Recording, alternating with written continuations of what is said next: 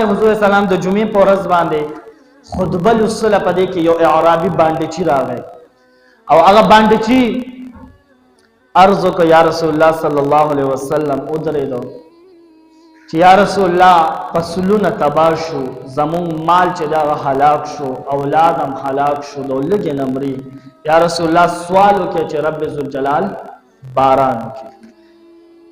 چې کله بانډچي دا سوال وکړ حضور علیه الصلاة والسلام لاسونه اوچت کړي. راوي قسم خوري چې بذات د رب مې د قسم حضور علیه السلام چې کله لاسونه اوچتول اسمان شینو، مونږ ته د اوریځې یو ټوکړه هم نه ښکارېده.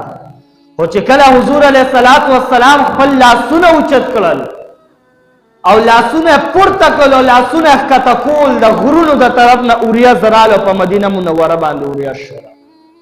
او چې کله حضور علیه الصلاة والسلام د منبر نه راکوزېده، د حضور علیه الصلاة والسلام ږیره مبارکه چې د باران د وجې نه لمده شوې وه.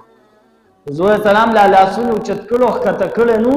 حضور علیه السلام بیا رب ذوالجلال سوال قبول کړی مو باران.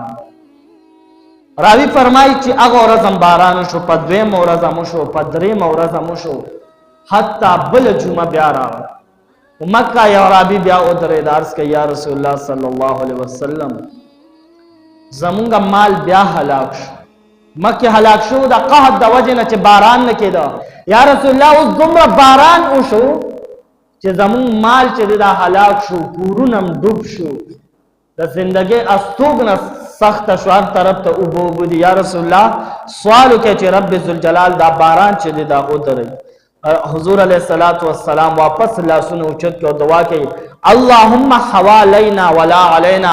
الہ العالمین باران چې دی د مدینې منورې آس پاس په ګرد او نوا کې د وریږي، په مونږ باندې دی نه وریږي.